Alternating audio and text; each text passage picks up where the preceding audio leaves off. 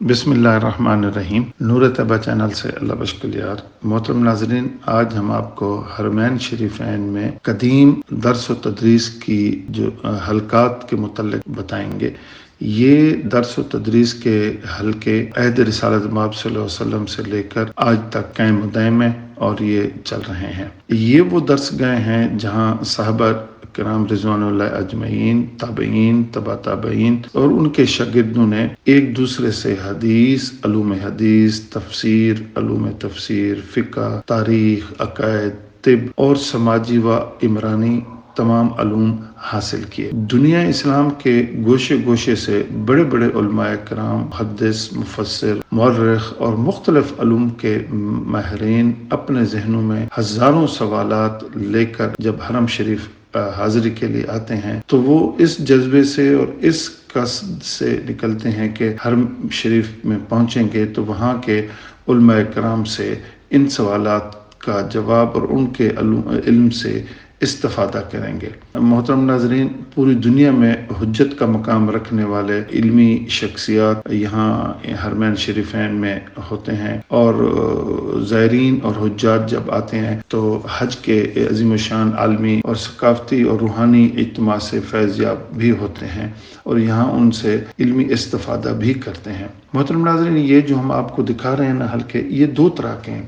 ایک تو ہیں کم عمر بچے جو چھوٹی عمر کے ہوتے ہیں، وہ یہاں صبح آتے ہیں اور یہ تحفیظ کرتے ہیں اور باقاعدہ حفظ اور تحفیظ کی کلاسیں ہوتی ہیں۔ نمبر دو، یہاں وہ حلقے ہوتے ہیں جو کچھ عرصہ پہلے یہاں حرم شریف میں شروع کیے گئے ہیں۔ ان میں بڑی عمر کے جو حجاج ہیں، جو زائرین ہیں، جو دنیا کے مختلف ممالک سے آتے ہیں، ان کی جو سورۃ فاتحہ ہے اور یا نماز ہے، اس کی تصحیح کے لیے یہ حلقے بنائے گئے ہیں۔ یہ تمام قرہ حضرات، یہ دیکھیں، یہ بیٹھے میں آپ کو دکھا رہا ہوں، یہ حجاج کرام کو بٹھاتے ہیں اپنے ساتھ اور بڑے پیار سے ان سے فاتحہ سنتے ہیں اور اس میں جو کوئی غلطی ہوتی ہے تو اس کی تصحیح کرتے ہیں۔ تیسرا، یہاں درس و تدریس جو صدیوں پہلے سے چل رہا ہے، وہ بھی بڑے بڑے ائمہ کرام، بڑے بڑے علماء کرام، مفسر، محدث، جیسا کہ میں نے پہلے ذکر کیا، ان کے درس ہوتے ہیں یہاں پر۔ اس درس میں حجاج کرام بھی ہوتے ہیں، مقامی لوگ بھی ہوتے ہیں، وہ آ کے باقاعدہ شاگرد کے طور پر حدیث اور تفسیر کا علم حاصل کرتے ہیں۔ محترم ناظرین، یہ سلسلے جو ہیں، ہم یہ بھی کہتے ہیں کہ امام ابو حنیفہ رحمۃ اللہ علیہ ہوں، امام مالک رحمۃ اللہ علیہ ہوں، امام شافعی ہوں یا امام احمد بن حنبل ہوں، تو وہ سب کے سب انہی حرمین کے جو درس گاہ ہیں، انہی سے فیض یافتہ ہیں۔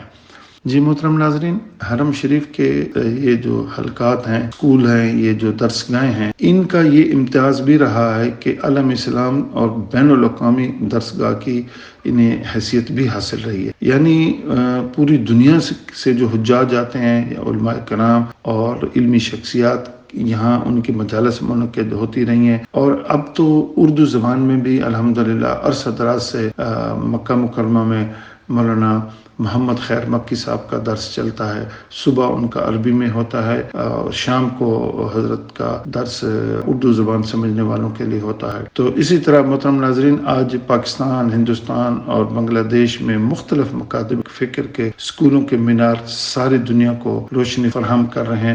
یہ سارے کے سارے ان کی جو کڑی ہیں وہ حرمین شریفین سے جا کر ملتی ہیں۔ بر صغیر کی مشہور علمی شخصیت حضرت شاہ ولی اللہ محدث دہلوی حرمین کی درس گاہوں سے استفادہ انہوں نے بھی کیا تھا، اور جب آپ حرم شریف حج کے سلسلے میں گئے تھے تو وہاں کے علماء کرام سے انہوں نے بہت استفادہ کیا۔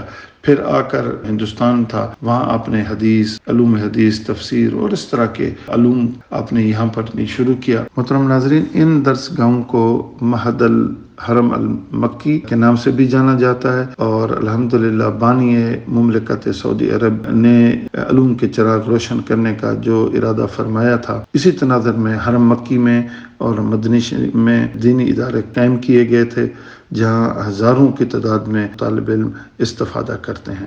جی محترم ناظرین، آج ہم نے آپ کو حرمین شریفین کی جو قدیم علمی درسگاہ ہیں ان کی زیارت کروائی۔ یقیناً پورے عالم اسلام میں عہد رسالت مآب سے لے کر آج تک ان حرمین کی علمی درسگاہوں کا بہت بڑا کردار ہے۔ علم کی شمع انہوں نے پوری کائنات میں، پوری دنیا میں روشن کیے ہیں۔ یقیناً جتنے بھی علم کے، اسلامی علوم کے جتنے بھی حلقے ہیں، ان کا کوئی نہ کوئی سلسلہ ہر لحاظ سے حرمین شریفین سے جڑا ہوا ہے۔ وصلی اللہ تعالیٰ علی خیر خلقہ محمد و آلہ وصحبہ وسلم۔